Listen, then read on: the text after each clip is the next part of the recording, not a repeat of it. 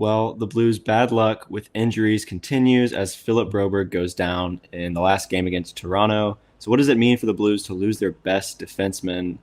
In other news, Alexey Toropchenko gets a contract extension, and Adam Jiricek has been assigned to the OHL. Lastly, are we getting enough from Pavel Buchnevich and Jordan Kyrou? We're going to talk about all that today and more on this episode of Note News.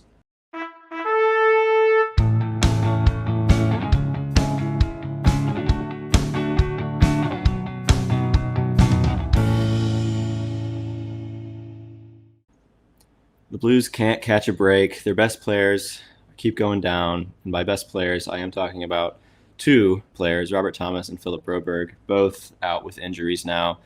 We don't really know the full extent of Philip Broberg's injury yet, but we're going to talk about what it could mean for the Blues to lose Philip Broberg, who arguably has been the Blues' best player this year.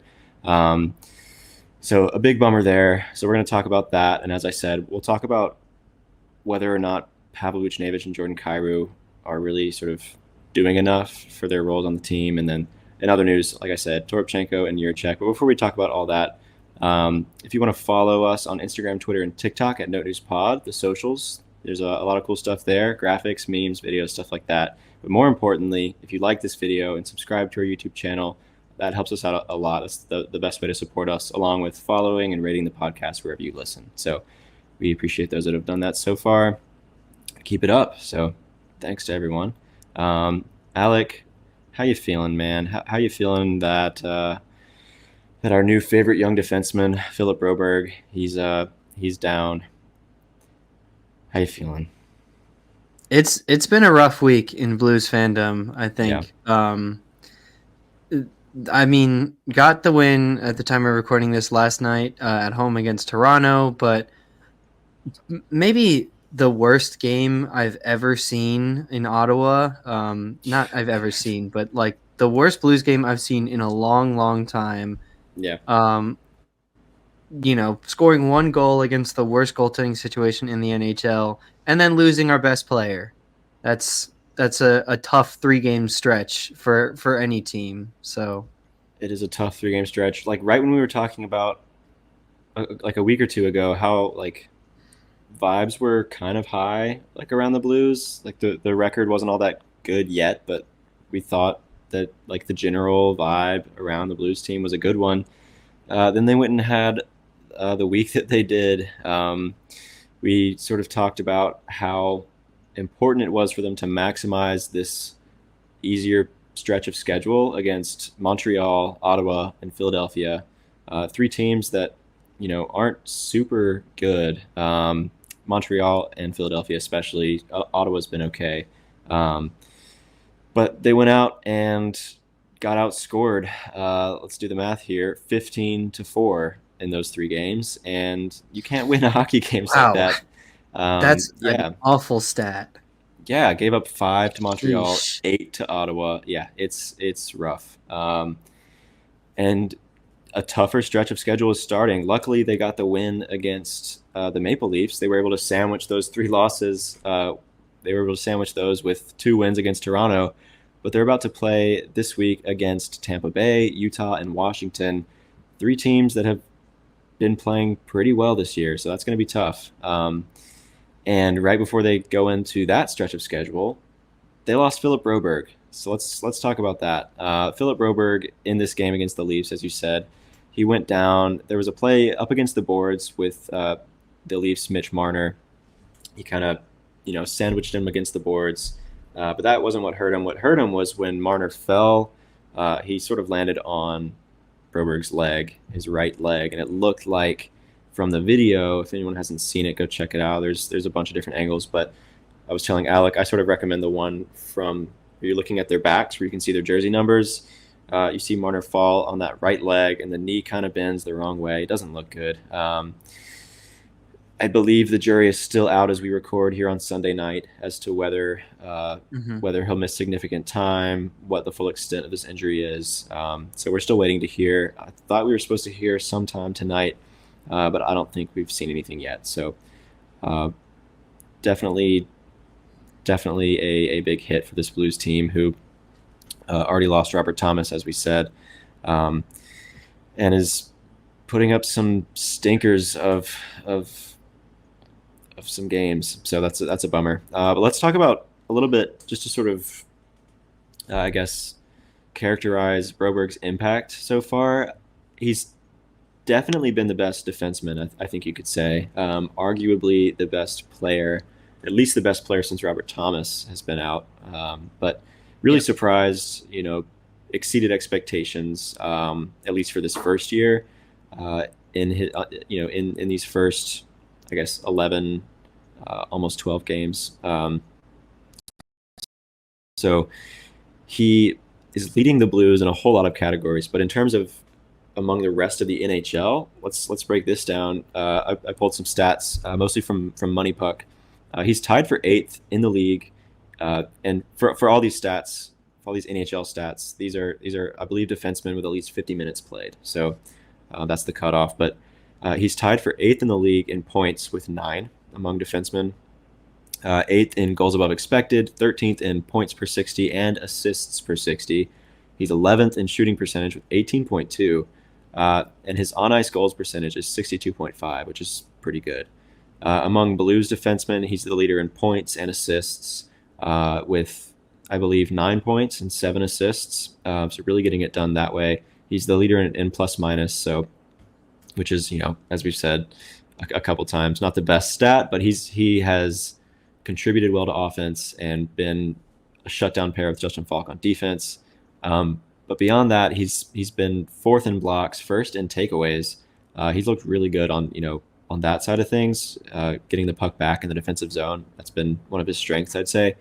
And he's been 4th in average time on ice, so he's playing a lot. I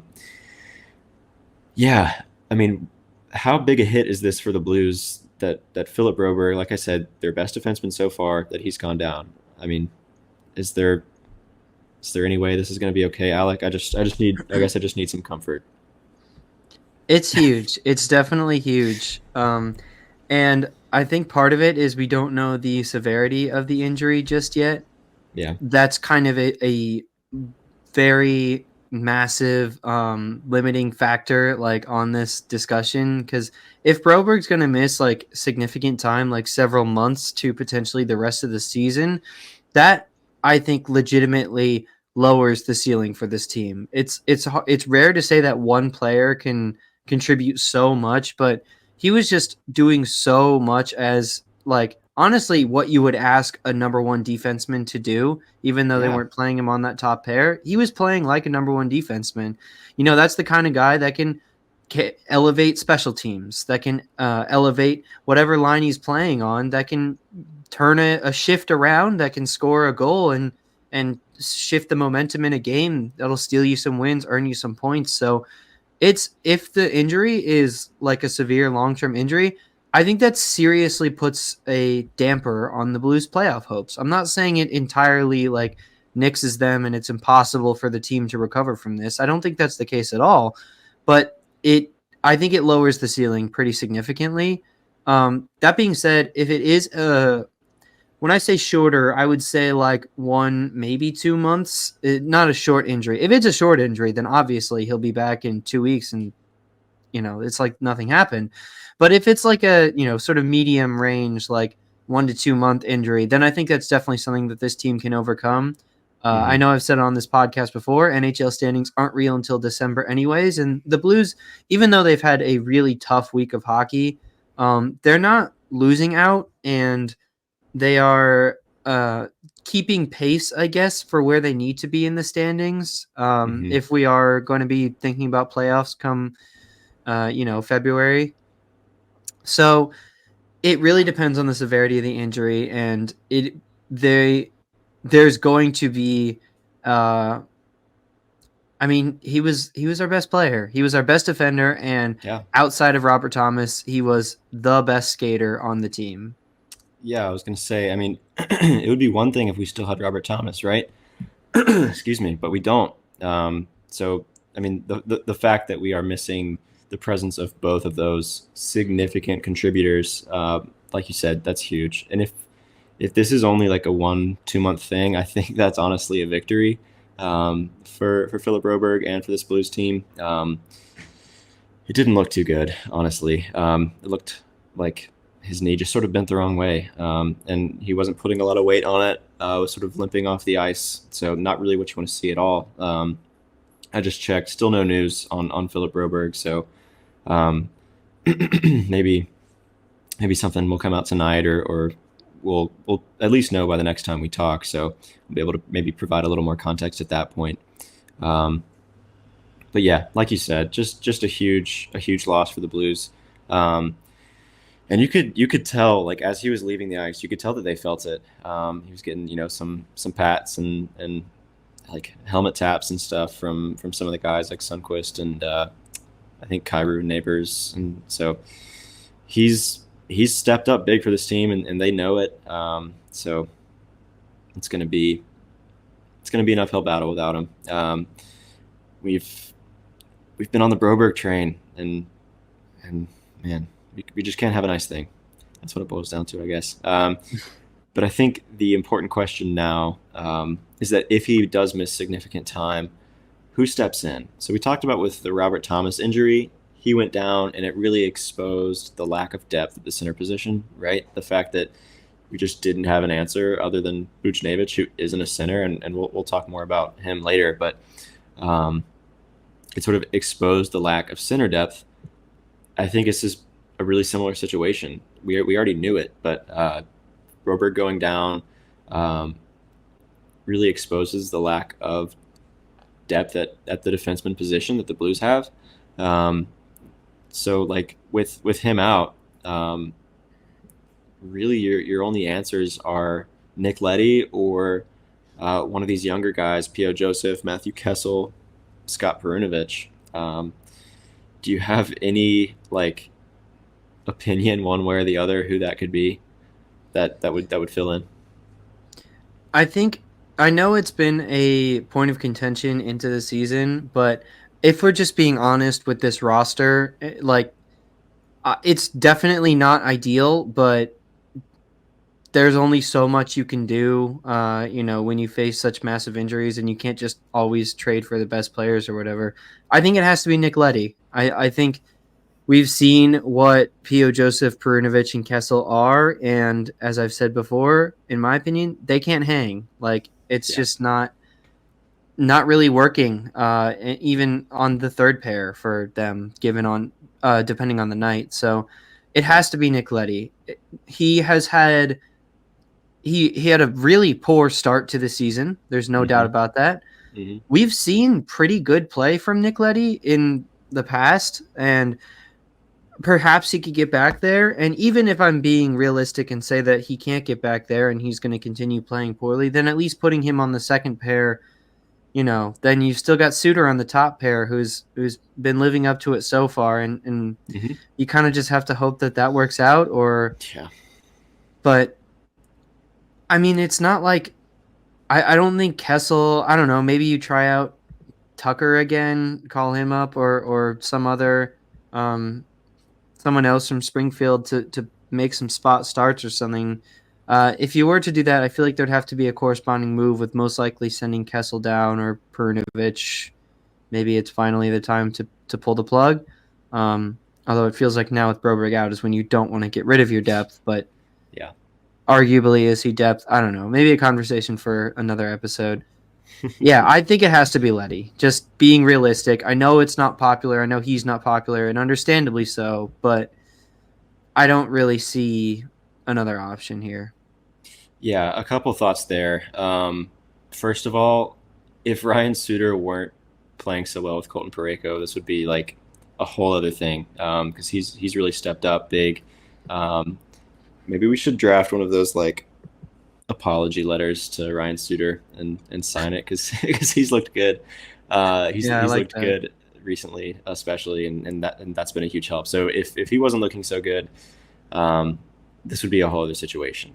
Um, I agree. It should probably be Nick Leddy. I don't think that any of the other guys, like you said, can hang with that significant of a spot. Um, but I think where it gets complicated, at least in the short term, is Nick Leddy hasn't played in a while, right? He's been out with a lower body injury as well. And so if you don't get him back right away for this game against Tampa Bay, then I mean, you're probably going to have to do like some kind of corresponding move, or at least play one of those three in the second pair. So if it does come to that, do you have a preference, or are they all just like equally bad enough that you just plug them in anywhere? I mean,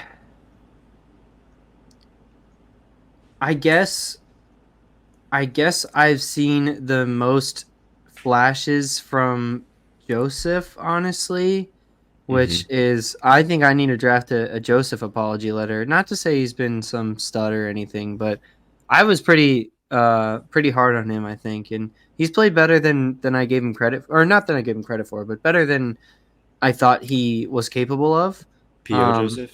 yeah. Yeah, there are Well, I two. mean, hey, maybe just find out what the defensive forward can do. Radic Faxa, can he play second D line? Yeah, just throw them in there, man. Um, yeah. So probably if I had to pick, it would be P.O. Joseph, but I wouldn't it's hate it. not Yeah, exciting.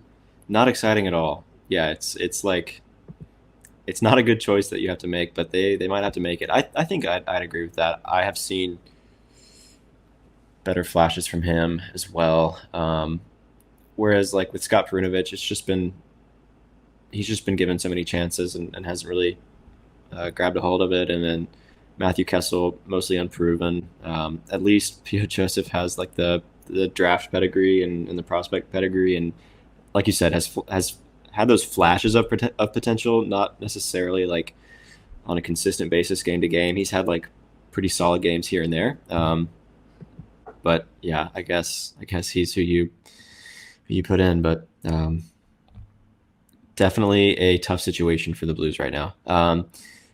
Here's one question for you: if the Blues are hovering like around 500 or around a playoff spot, like within 5 points of a playoff spot, um, and Broberg and Thomas are confirmed to like be out for a while, would you want them to go and get like trade for some players, or are you feeling like don't sacrifice the retool? Because I think it can be really easy to get sucked into like we're so close, like let's improve this team now. So I think you can sort of see where I'm leaning on that, but what are your thoughts there? Yeah, I guess it would um, kind of depend a lot on the context of who's behind us in the standings, who's ahead of us in the standings. Yeah. Like, is it like they're rushing back from injury? I don't mean to totally cast your question to the wind, though. I guess I think I'm also like in a similar position with you. Yeah. That I just don't know that this team is if they're going to be making a trade for any player in season. I think I'm just going to need to see more hockey to answer that question. That's And I'm fair. sorry I don't have a better option now because it's like they could take the route of they trade for a player with some control who maybe has a lower chance. Like, the team has to be willing to part with him for some reason. So maybe it's like a scene change type of trade that I would Mm-hmm. actually be okay with. I Mm-hmm. don't know. Maybe the asking price on like Trevor Zegras or did Frost get extended this offseason? I can't remember if it was Frost or Tippett or Konechny. Anyways, I don't know. um, one of those players that's sort of like struggling and doesn't it just isn't going to work out with their team. That's probably what I would be looking for, if anything. But Mm. yeah, I don't think this is the team to make any buy-in or something. Yeah, I think you can sort of see where I was leaning with that. I would rather them. I mean, like soft sell, I guess would be like what I would want them to do because I think it can be dangerous to go like full fire sale. And just in terms of forming good habits for the team and like a winning culture and all that stuff that we've talked about in the past. But so we don't have to get into it. But um, I really don't want them to fall into this trap of hey, we might have a shot here, and then sacrifice something more long term. So I Hmm. think if it's looking like maybe but not quite, I would rather them not risk the future. We don't think they're going to make the playoffs, or I think they'll make the playoffs. We don't think they're going to make a run. So like, actually, I don't know if they'll make the playoffs anymore if Broberg and Thomas are out. But that's another conversation for another day. But I see what you're saying. More context is needed for sure. Why don't we shift now? Let's talk about Pavel Buchnevich and Jordan Kyrou. I feel like all season we've sort of been lumping these two players in a group together, talking about them as kind of a unit. And I think that's probably because they've been playing as line mates quite a bit. Um, and for a little while there, we're looking pretty good. Like for the first few games, Pavel Buchnevich and Jordan Kyrou looked pretty solid. I mean, They look so good. they were producing. They seemed to have taken strides away from the puck with Kyrou especially, but um, some trends lately maybe not so good. We can start with Jordan Kyrou. Like really, what I think prompted this discussion that we wanted to have is their performance over this road trip stretch where they lost those 3 games. One of the more concerning things that I think we saw from the Blues in general, but with these players as well, is just like poor puck possession, like just really easy giveaways for the other team. Like they were just unchallenged and just gave the puck away, a poor pass or like a pass off the skate or something like that, and just gave up a rush chance to the other team, which they've just got to be better about that. I mean, there's not much you can say. Just like control the puck better. Hmm.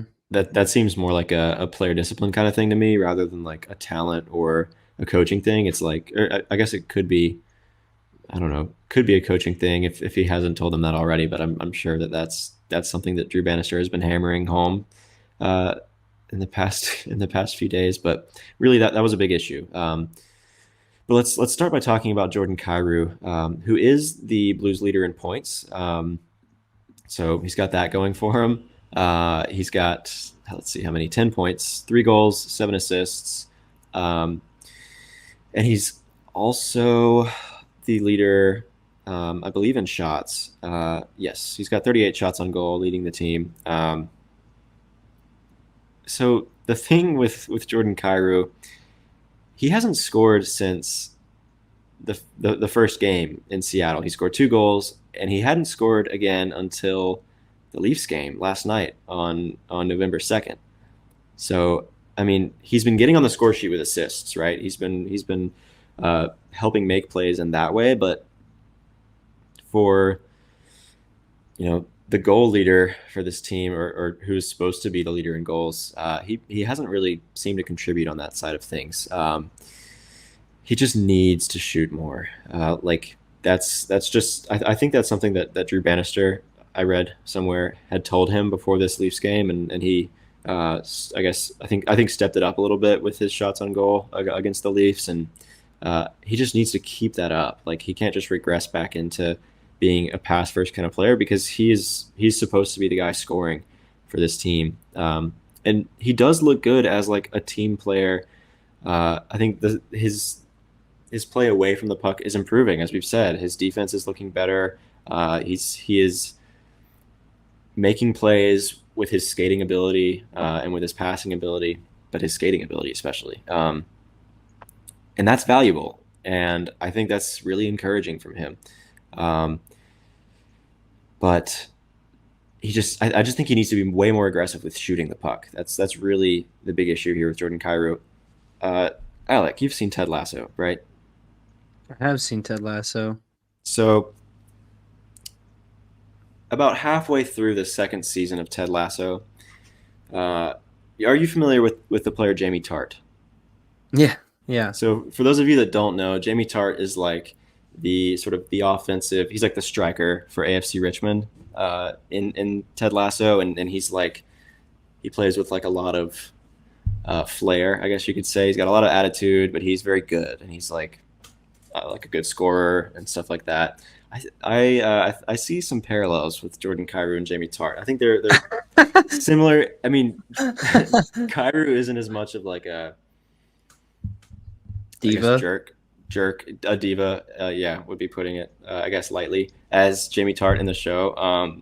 But he is like the skilled player for the Blues, right? And he's like the forward. He's fast and he's skilled and he scores. At least he's supposed to. But there's this storyline in season 2 of Ted Lasso where Jamie Tart kind of gets into his head and he's trying to be like a better person, a nicer guy. And so instead of shooting or being a ball hog like he used to, he's like always passing it to his teammates and he's passing fast. Like that's what he's focusing on. And and finally Ted and like the coaches have to tell him like you got to score more.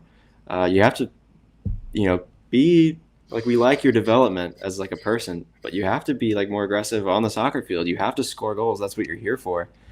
Um, or sorry, the pitch. That's how they say it over there. But that's sort of what we're seeing with Jordan Kyrou. Like he is becoming a better team player, and I think that's great. And that's only going to help him as a player and help the Blues as a team. He just has to start scoring more. Like he just has to be more aggressive like that. But that's my Kyrou rant. Do you have anything to add on Kyrou? I am with you that I think the biggest thing has been his like just sloppy doing too much play, like giveaways, like we said. Per natural stat trick, he's been credited with 11. It sure feels like a lot more. And I think Yeah. you bring up a valid point of his shooting too. He also is credited with an 8.33 shooting percent, which 8% shooting for your top line forward is terrible. That's Yeah. really bad. Yeah. Like he's supposed to be the guy, for reference, someone who we like on this show, who's known for being a shooter. Jake Neighbors shoots at a 15.79, so about a 16% shooting percent. That's like really high, but like Kyrou should be well over 10. Like I would imagine somewhere around the 12% shooting range at least. And so for him to be at 8%, some of the expected metrics do still like his expected goal metrics, but it's like I think your analogy fits really well. It's like he doesn't want to score, and that's Yeah. what he's getting paid to do. So, yeah, I think the production needs to be there, and I think he needs to.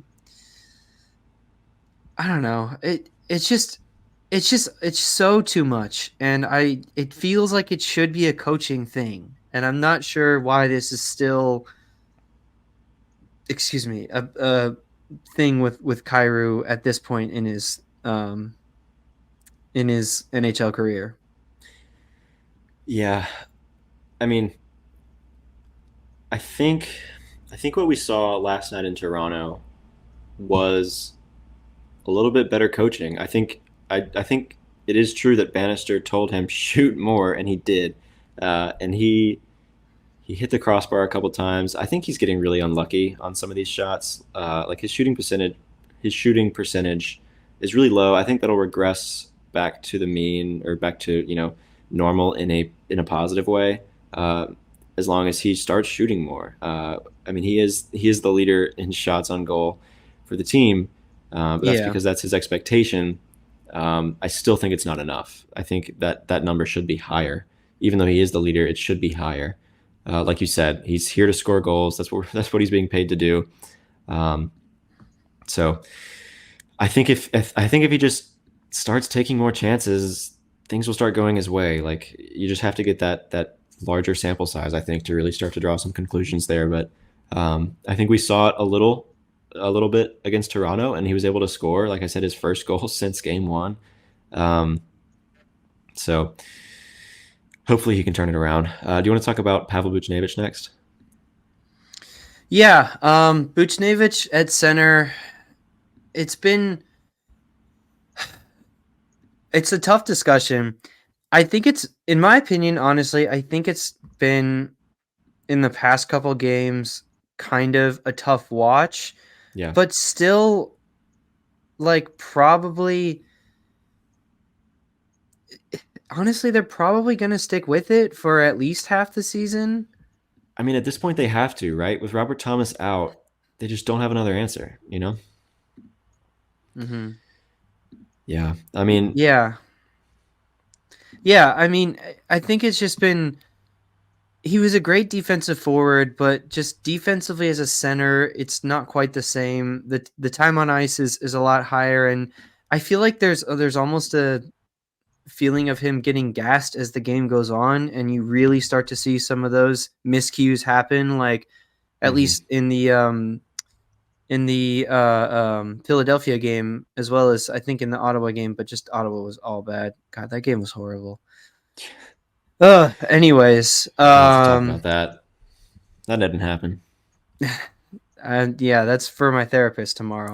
Um, it feels like it happens in like late in the third quarter with Buchnevich, where he'll just miss a pass or like not get something in right when he needs to, and I think that's also where like playing as a center is hurting him more, and also just like cannot take faceoffs. I mean, 33% for someone who's regularly taking faceoffs. He has lost twice as many as he's won, so that's Yeah, what 33% means. true, dude. Yeah. You were right about that. Well, the interesting thing here, I think, is the playmaking side of things, right? Assisting goals.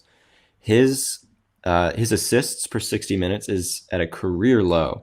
It's at 0.81, his lowest since 2018, when he was with New York Rangers still.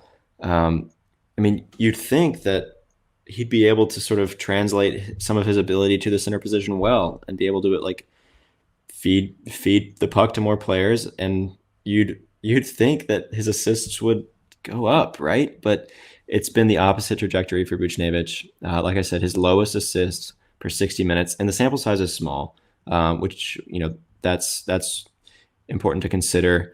So we'll see how this develops in only 12 games, but still on a per game basis, per 60 minutes basis, it's his lowest in his whole career for any season.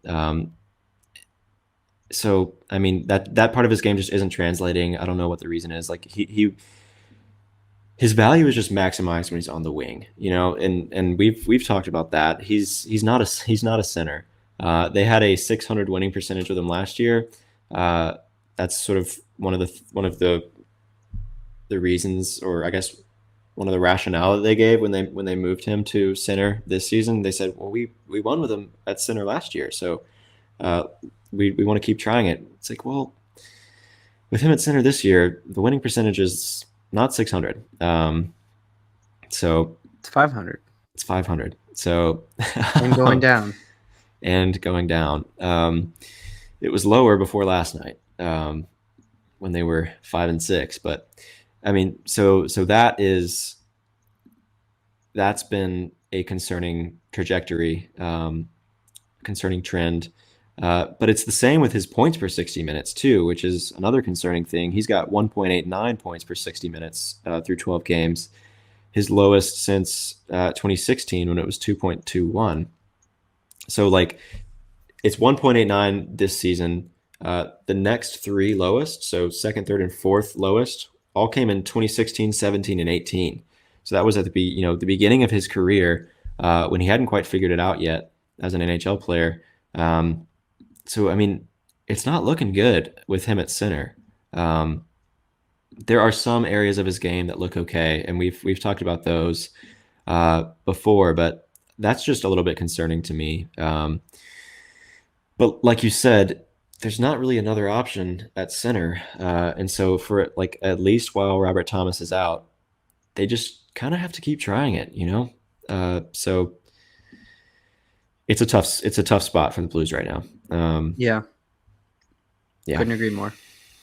yeah. So is your 180 point prediction for Kyrou and Buchnevich? Are you sticking to your guns with that one? Well, let's see where we're at so far. So Kyrou's got 10 and 12, and Buch has 7 and 12. So let's see. So 70 games left. If Kyrou can just put up 90 points in 70 games, Well, 80 points in 70 games. well, if I want him to hit 100, I don't know. Oh, if you want him to 100, as a center. yeah, that's true. That's true. I mean, hey, it was a take, and I think it is still possible.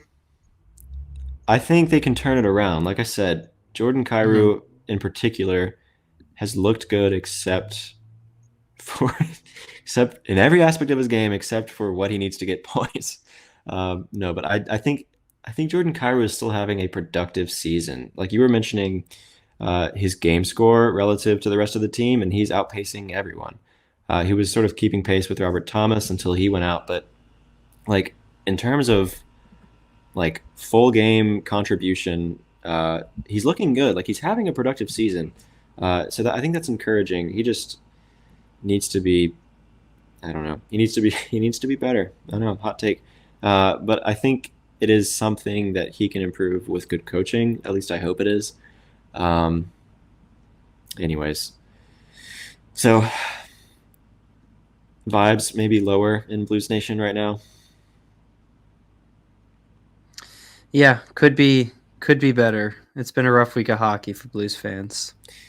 Yeah, I mean, they sit at 500 right now. They're only 1 point out of a playoff spot for the wild card. Calgary and Utah each have 13 points, and they hold the wild card spots in the West.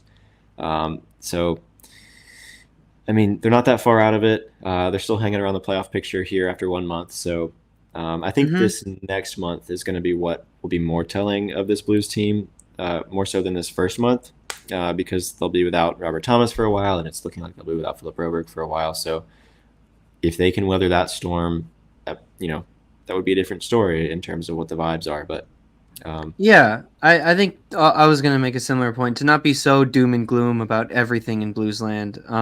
yeah. As you said, the Blues are out of a playoff spot, but only by 1 point.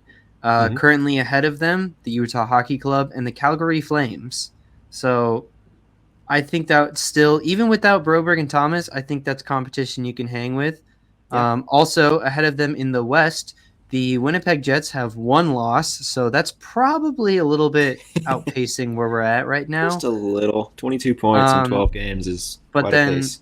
second, third in the division right now are the Wild and the Stars, which, Hmm. by the way, on the Wild, they have Kirill Kaprizov, who is trying to win Hart again, as he's doing every year. He's looking good. Outside of that, their top scorer is Matt Boldy with 6 goals, 13 points in 11 games. Very good. I mean, they've been winning games. Clearly, they have to have high producers. And Hmm. Matt Zuccarello, who's like 36, who's point per game right now. Yeah. So you could say This also is Brock Faber hasn't been a part of their season yet, but I don't know. I maybe this is it's what we've just said. something. If the Blues had a star player, like if they had not like the equivalent of Kaprizov, but if they had someone that could be that, then it would be different, right? I mean, yes, but also I have a lot more questions, and I this is a take that I will stand by. Even where we are in the season now, I have more questions about the St. Louis, or excuse me, I have more questions about the Minnesota Wild than I do the St. Louis Blues. And I understand Hot they're take. ahead of us in the standings by 6 points. That's really not an insurmountable margin, Mm-mm. but I don't know. Like they've been pretty much riding off of Boldy, Kaprizov, and nobody else. I mean, their goaltending's okay, but their depth is really questionable.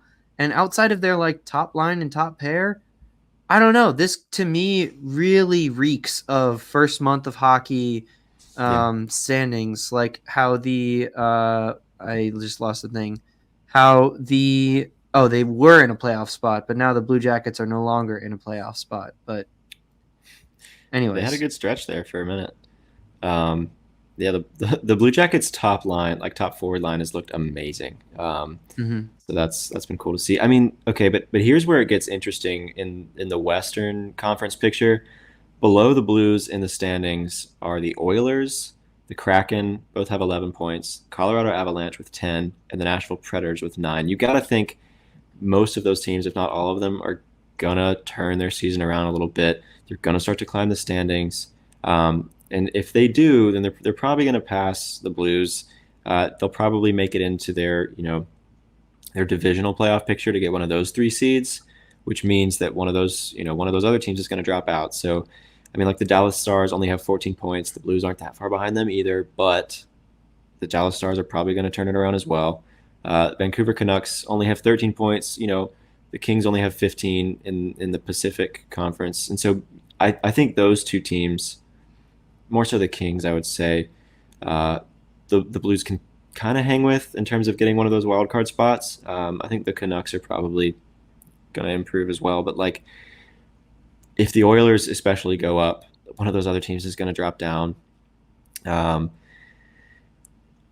It'll be tough. It'll be tough. I think if the Blues can at least hang points wise, standings wise over this next month with Colorado and Nashville, I'll say in particular, I'll feel a lot better if they can weather that storm. The only thing I'd say to that, John, is you just named like half the Western Conference that you said is going to turn their season around. There's only like so many games and wins to go around. Yeah. I mean, seriously, like I don't know that we can just expect every team that's had a slow start to pick it up right where they left off last season or right where their expectations are. You know, there's a reason we play the games. Do I think Calgary and Utah are going to end up finishing in the 1 and 2 in the wild card? No, I don't. I think especially Calgary is on fraud watch. That's fair. But like right now, the Blues are better positioned, like you said, ahead of the Oilers. The Oilers have one less game played, to be fair, but ahead of the Kraken, ahead of the Avalanche, and ahead of the Predators.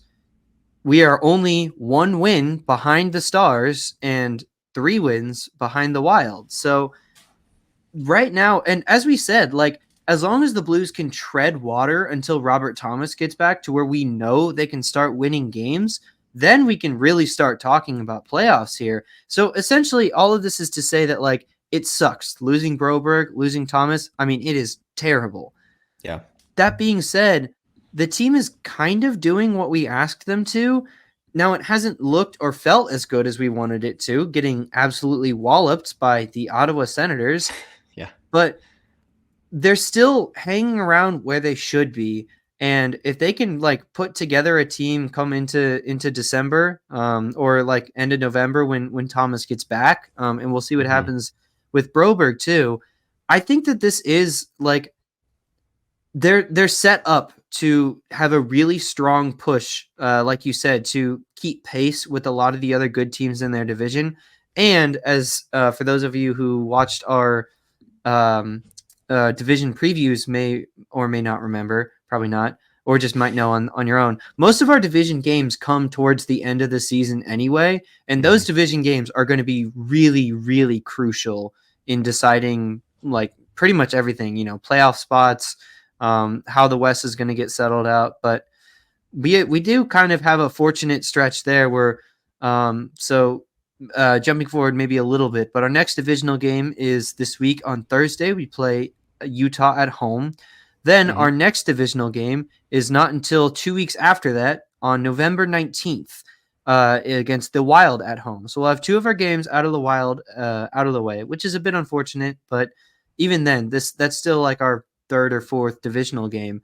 And that's all in November. Like that's it. There's only 2 games in November. So we're going to get those Central Division matchups that are going to be really important right when this team should be able to come together. And at that point, it's going to be like on them to, you know, go out and win the games and show that they are a team worth being considered in the playoff contention. But at least as things stand right now, I'd say, I know you and I have been pretty this episode, but I think we can hold our breath, Blues fans, that there's some light at the end of the tunnel. That's a fair point. I mean, like every season you see some team underperform, like we saw it with the New Jersey Devils last year, right? Everyone thought that they were going to be fantastic and they just weren't. At the very least, I think we can say the Oilers will turn their season around. Will you give me that one? And so, I mean, I think they'll move up. And then with like, I mean, maybe the Nashville Predators just don't have it this year. I think that's a team that I could see people being really, really high on, sort of like I was, and just sort of falling flat. But with the Avalanche, I don't know. What their issue is goaltending, and that seems pretty fixable. So if they go out and get a goaltender, I think that they could move up. And so I think those are the teams that I've got my eye on right now. I mean, obviously, along with the other teams hanging around the wild card picture, Utah specifically, Dallas and Calgary as well. So Yeah, maybe not everyone will turn their season around, but I think there are a couple teams in that mix whose issues are a little bit more fixable than what the Blues are seeing right now. But I agree. It's not terrible. The Blues are within, like I said, 1 point of a playoff picture come November. Um, Elliot Friedman with Sportsnet in Canada. It's definitely familiar. So he's like this big. Um, I guess he's like an announcer, like on the air, an on air announcer, and he does the 32 Thoughts podcast. But he sort of he sort of touts this idea that if you are within 4 points of a playoff picture, come November 1st, you have a chance. And if you're more than 4 points out, the success rate for those teams that are more than 4 points out of a playoff spot to get back into a playoff spot come the end of the season, the success rate is really low. So I think it's encouraging that after 1 month, um, the general trends around the Blues are that they are hanging in there. Like you said, we can hold our breath if they can tread water. Then there is a light at the end of the tunnel. I think it'll just be really important now that these two players are out, how they adjust, and we'll just have to wait and see how that happens. So I think that will be particularly important. But anyways, any last thoughts there? I don't think so. Cool. We'll close out here with some news and notes talking about the Alexey Toropchenko extension and a little bit of talk on the Blues, their first pick in this year's NHL draft, Adam Jiricek, who's just been assigned to the OHL. But before we get to those, if you want to like this video, subscribe to our YouTube channel and follow and rate the podcast wherever you listen, Spotify, Apple Podcasts, 5 stars, we hope. If you want to leave us a review, we'd love to read those as well. Also, we're on Instagram, Twitter, and TikTok at Note News Pod, where we post some other cool stuff. That's a great way to follow along with us as well. So, we appreciate all that. Alexey Toropchenko, Alec, another pending RFA at the end of the season for the Blues that they have locked up, albeit for 1 year. But they gave him a 1 year, $1.7 million contract extension for Alexey Toropchenko.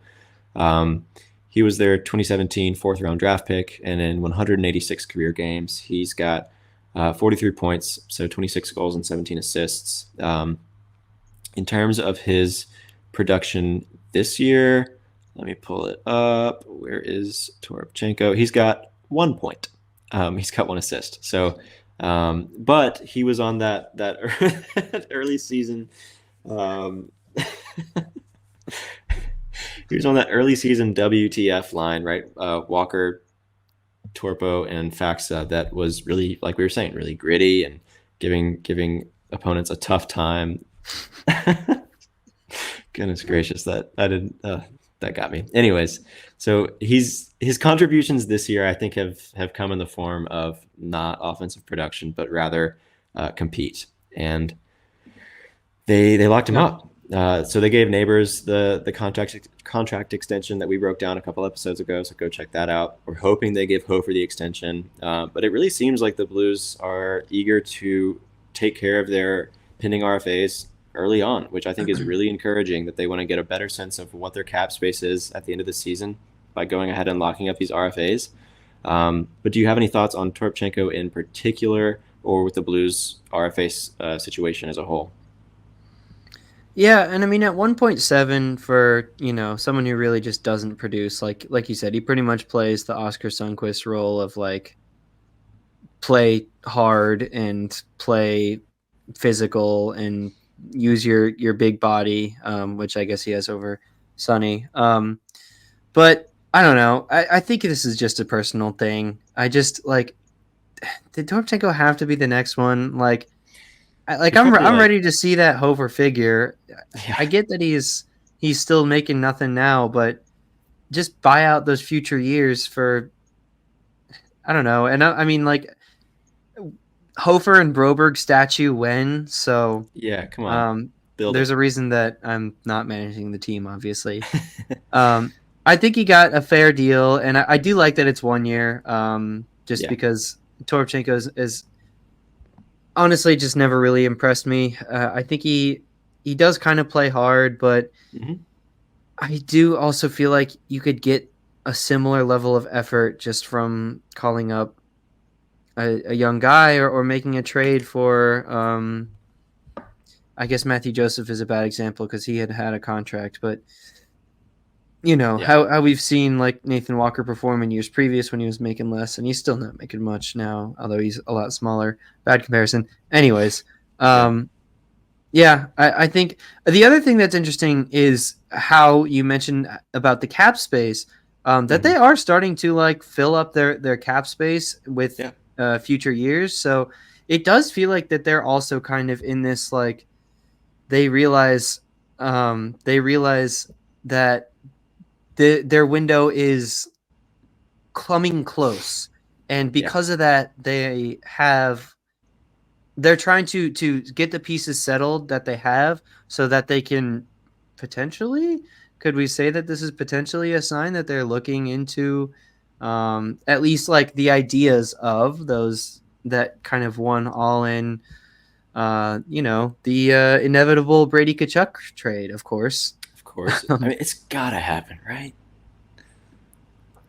Um, Probably not for Ottawa. Probably not. Maybe Probably not. if they really bottom out.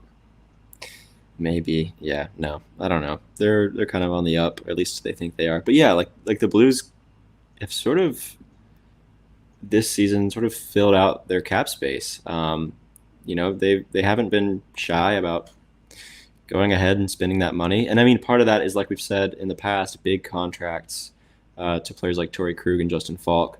So that's a whole other situation. But in terms of Toropchenko, I mean, I don't hate it. Like you said, 1 year, low term. It's really low risk.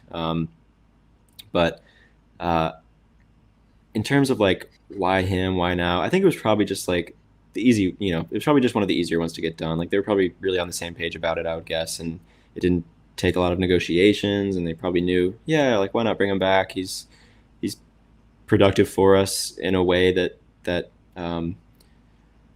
not a lot of our players are, just in terms of like being a gritty, tough guy. And so I think, I mean, yeah, I don't hate it. It's low risk. So maybe maybe he and his 1 point will maybe maybe he'll get some more. Maybe he'll get 1 more point, and then it'll be better.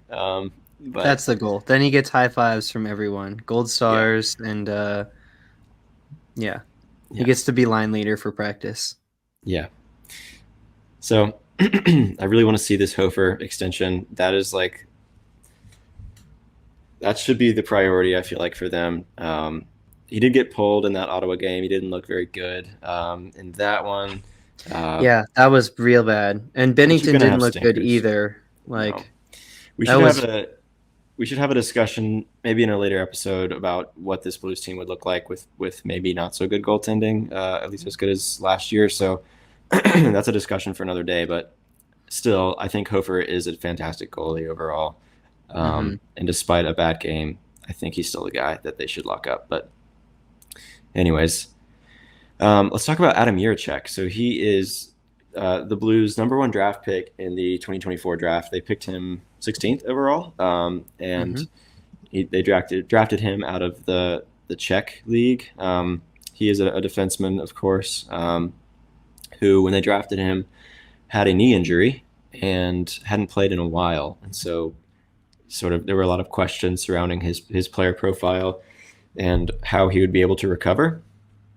Um, but he has recovered. He was assigned to the Brantford Bulldogs, and he's back on the ice. He has played. He's played a game with them. I think they had their first game this past weekend. So actually it looks like he's played 3 games with them. So he has yet to get on the score sheet, but he's on the ice. So I think that's pretty cool to see. Um, do you have any thoughts on Yurchek going to the OHL in general? And then I'll also go ahead and ask you this question: what are you hoping to see from Adam Yurchek this year? I mean, obviously, we'd want to see like so many good things, but like realistically, what do you want to see from Yurchek? That is a good question. I think that first of all, I think him playing in the OHL is the right move, and I'm Hmm. very excited about it. Um, Yeah, I think Jiricek is primed to step up to this level of competition. And I think this should be the right fit for him on a team too, because in Brantford right now, their top producing defensemen are actually the same. It is Owen Protz and Noah Roberts. Both have 6 points in 13 and 14 games respectively, which is respectable. And Brentford should be a pretty okay team at least. So that gives Jiricek the opportunity to sort of step in here. Now, I do also want to say that want to I don't want to entirely overhype this, because just because he's a first round draft pick doesn't mean that he is going to ascend through the ranks as the next Cale Makar. And Right. I actually think that this might be a bit of there might be an adjustment period for him. So I'm really looking forward to his play down the stretch as once he's adjusting to the pace of play. But I actually think that it's probably going to take some time for him to figure out just again like how to get back on his skates and feel comfortable like playing with the puck on his stick, because that was a really big difficulty from his injuries. And then B, just adjust to the new level of hockey that I think is right for him. You know, it's not necessarily playing against entirely grown men. Like there's a lot of young players too, but like very skilled young players, so he can sort of fit in quite nicely there. And he could potentially step in as a top four D pair if that's what he can play up to. Um, but yeah, I do think also, as I said, that it's going to take some time for him to get there. So I would say like temper your expectations, and we can reevaluate at the end of the season, because I do want to see a fair bit of growth for him. I'm just not necessarily expecting him to be like Jimmy Snuggerud of the defense. Yeah. But I think if he can set himself up, play nice down the stretch, and who knows if they will be thinking playoffs coming forward, but at least like if he can show that why the Blues drafted him, essentially, if we can see those flashes, that's what Yeah. I'm looking for in year one of Jiricek in the Blues system. Yeah. I think that'd be great. I also I don't think I'm not expecting him to become Kale McCarr or anything, but really what I want to see from Adam Jiricek is just like fill a role, right? I mean, like the Blues, their their blue line, they're missing pretty much everything. Like they don't really have star power. They're lacking depth. They're they don't have much offense and they don't have much defense either. Like they're just missing everything aside from like Colton Parayko looks good. Philip Broberg has looked fantastic. Um, like aside Philip from those Broberg guys, was my everything. It still hurts. too soon. Too soon. But I mean, honestly, they're missing everything. So if he can just be something, like if he can just occupy a role and do it consistently and do it well, really, I mean, I don't think that's too high a bar for him. Um, and really, that's all I want to see is him start to develop in that kind of player. I think for him, it would probably be. I mean, he's a big guy, right? And he competes well. And I mean, I think he's a great skater as well. I think that's one of the highlights of his sort of style of play. So I think if we can see him continue that strength, that would be great. If he can continue to sort of like move the puck well, I think he sort of profiles as a good passer. And really, what I hope we can see from him is the potential to become a top four guy. Um, I think if he can sort of blossom into a great player, I think Adam Jiricek and Philip Broberg would feed families, dude. Um, that would be awesome if they can sort of match each other's freak and in that kind of way. But I I don't think that's too high a bar for Adam Jiricek to just to find a role and fill it well, I guess is what I'm trying to say. So um, Adam Jiricek. Note News says, get freaky. get freaky, Adam Jiricek. We want to see it. I think that's going to do it for us. I think that's more than enough note news for today. But thanks everyone for tuning in. We really appreciate it. Time. Every time. Every time once that mini counter hits like 52. Note News Unhinged.